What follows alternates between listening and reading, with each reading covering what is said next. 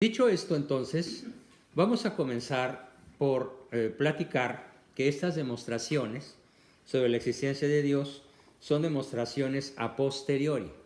¿Qué quiere decir a posteriori? Que no son a priori. A priori es establecer un juicio. Esto es bueno, esto es malo, esto me gusta, esto no me gusta. Un juicio a priori es establecer un juicio antes de tener un conocimiento. ¿Sí? Las personas que tienen prejuicios, ¿sí?, hacen juicios a priori.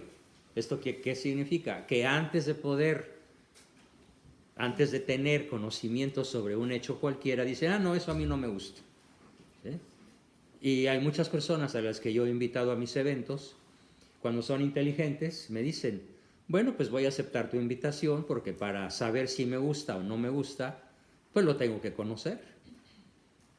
Pero ese es un juicio a posteriori. Una vez que ya conoce la vivencia de participar en un evento como este, la persona establece un juicio no a priori, un juicio a posteriori, después de la experiencia. Entonces, todas las demostraciones sobre la existencia de Dios no son a priorísticas. Una afirmación a priorística sería así: no, Dios existe pues porque existe. ¿Sí?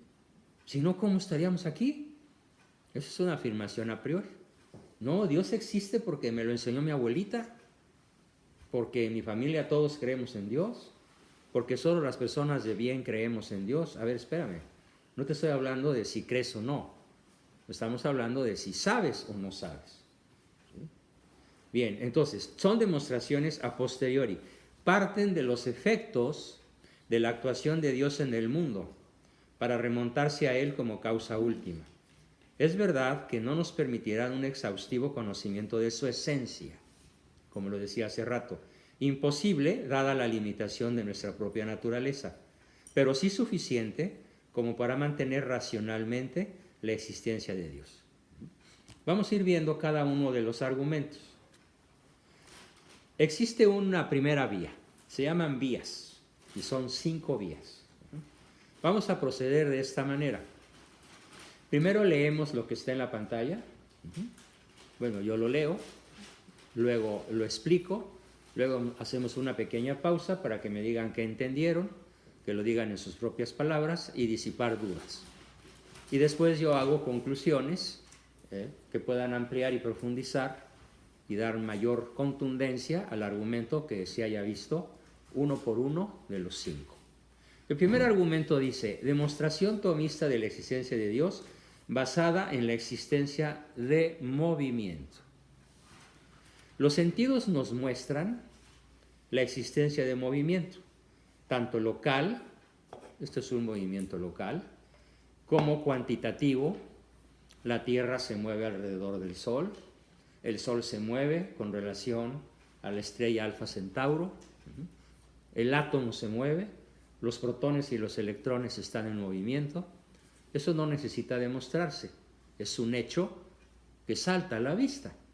Y los que no tengan microscopio electrónico, pues nunca tendrán el privilegio de ver un electrón en movimiento. Pero aquí en la Universidad de California, vaya que lo hay. Sí. Los astros se mueven, todo se mueve. No existe en la creación un solo ser que no se mueva. Todos los seres se mueven. Ahora bien, se pueden mover en cantidad. Ejemplo, 100 kilómetros por hora. O como veníamos hace un rato, 5 millas por hora. ¿Sí? Esto es un movimiento cuantitativo. ¿Sí? ¿Cuánto? Y también hay movimientos cualitativos, de cualidades. Por ejemplo, el crecimiento de un ser, ¿sí?, que pasa de la niñez, de ser bebé a ser niño, de ser niño a ser adolescente, de ser adolescente a ser joven, a ser adulto, a ser anciano. No es un crecimiento cuantitativo, es un crecimiento cualitativo, de cualidades que se pierden y de cualidades que se ganan. Bien, pero hay movimiento. No necesitamos demostrar que hay movimiento. Bien. Todo lo que se mueve es movido por otro. El movimiento es el paso de la potencia al acto. Lo que se mueve tiene que estar en potencia respecto de aquello hacia lo cual se mueve, y por lo tanto no puede moverse a sí mismo. Por ejemplo, en estos momentos, fíjense muy bien, estamos en acto ¿de qué? De estar aquí escuchando, de estar aquí aprendiendo, de estar aquí concentrando su atención, poniendo su inteligencia y todos sus 5 sentidos en profundizar en la inteligibilidad de Dios. Pero estamos en potencia ¿de qué? Pues a los muy hambrientos de irse a cenar, y a los dormilones pues de irnos a acostar y a dormir. ¿Sí? El acto es este, y el paso de la potencia al acto, necesito demostrar que al rato todos estaremos movidos hacia otro lugar, o es un hecho. Vamos a suponer que por alguna razón, que espero que no ocurra, un temblor, un terremoto o algo así, nos tuviéramos que quedar aquí a pasar la noche, el hecho es que tarde o temprano todos caeremos dormidos, aunque sea por un rato. En esos momentos el acto es que estamos despiertos. ¿La potencia cuál es? La situación potencial es que al rato todos estaremos dormidos. Y otro ejemplo mucho más profundo. En estos momentos el acto es que todos estamos vivos, biológicamente vivos. Pero ¿quién negaría que en cualquier momento todos podemos estar muertos? Entonces, la existencia humana así es. Podemos pasar de la potencia al acto y del acto a otra potencia y así sucesivamente. Nuestra vida es una sucesión de acciones continuas mientras estamos vivos. Correcto. Entonces, el proceso por el cual una cosa mueve a otra no se puede prolongar indefinidamente, puesto que en tal caso no se llegaría al primero que mueve y no habría motor alguno ni movimiento, pues los motores intermedios no mueven más que porque son movidos por otro, del mismo modo que un bastón no mueve nada si no es movido por la mano. Vamos a explicar esto y luego me lo tratan de explicar con sus propias palabras. Aquí estoy yo y yo muevo esto. Muy bien, ¿quién me mueve a mí? ¿Quién me movió a mí en primer lugar? Mis padres. Yo empecé mi movimiento cuando ellos me engendraron. Pero antes de que yo fuera yo, ¿qué se movió primero? Pues el espermatozoide que salió a velocidad de rayo, recorrió 80 kilómetros, bueno, proporcionalmente, ¿no? Es la distancia que un espermatozoide recorre para llegar al óvulo, 80 kilómetros a pata, corriendo, ¿sí? O nadando. Llega, fecunda, y yo, tú, nosotros empezamos a existir. Otro nos movió. A ese otro lo movió otro. ¿Sí? Ahora fíjense muy bien. Si papá y mamá no se mueven, ¿yo me puedo mover solito? ¿Puedo decir en un momento dado, hágome, exístome, muévome? ¿O necesito forzosamente ser movido por otro? ¿Hasta ahí vamos bien? Todo lo que se mueve necesita ser movido por otro. Ahora aquí les pido su máxima concentración. ¿Qué pasaría si al que se movió primero lo tuviera que mover otro, y a este otro, y a este otro, y así, como lo dice el párrafo 3, indefinidamente hacia atrás por toda la eternidad? ¿Qué pasaría si todavía estuviéramos esperando que alguien comenzara a moverse? ¿Qué pasaría con todos los movimientos posteriores? Volvemos a la pregunta. ¿Qué pasaría conmigo si mi papá no arroja los espermas? Muy bien. Entonces, si todavía estuviéramos esperando que alguien moviera al primero, ¿qué habría? Nada. Correcto. Entonces, la respuesta a la pregunta, ¿por qué hay algo en lugar de nada? ¿Cuál es la respuesta correcta? Porque alguien hizo un movimiento. ¿Por qué? Alguien hizo un movimiento primero. No, pero esa no es la respuesta. Es cierto que alguien hizo el movimiento primero. Porque nada no existe. ¿Perdón? Nada no existe. No. Pues nada es nada. Algo tiene que haber algo. Tuvo que haber algo. Sí, una causa. Tuvo que haber una causa. No, a ver, la respuesta correcta, primero Jesús y luego el Padre. A ver. El movimiento. ¿No? Principio. Porque es el mismo principio y fin. Como el que ahí empezó. Si el que empezó todo, voy a volver a repetir el razonamiento, si el que empezó todo también necesita que otro lo empiece, todo lo que está después de este, ¿existe o no existe? Sí existe. No, no existe. Todo lo que está después. Ah, sí, claro. No existiría. A ver, repito el razonamiento. Sí, por favor. ¿Sí? Aquí tienes un primero que echó a andar al segundo y al tercero y al cuarto y al quinto y hasta ti. ¿Sí? Sí. Muy bien. Entonces, si este primero necesita ser movido por otro y por otro y por otro, ajá, ¿qué pasa con todos los demás movimientos? ¿Qué pasa con ellos? Si todavía estamos esperando que alguien se mueva para mover a este y a este y a este y a este y a este y a este. Pues no existiría. No existirían. ¿Y por qué existen?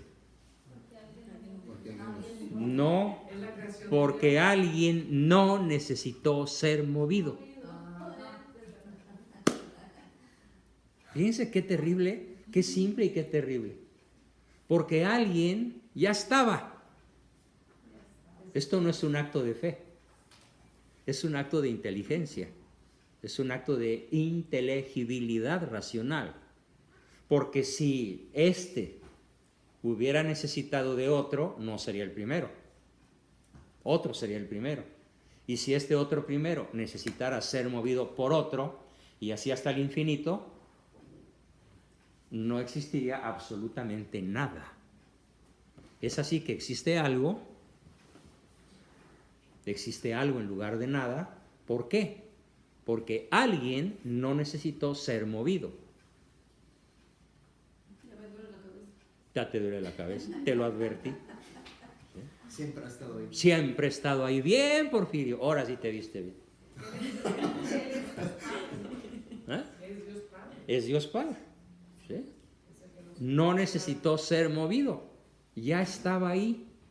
¿Desde cuándo estaba ahí?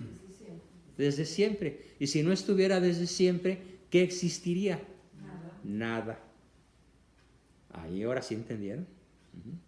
Si no hubiera alguien capaz de mover toda la cadena sin necesidad de ser movido, no existiría absolutamente nada.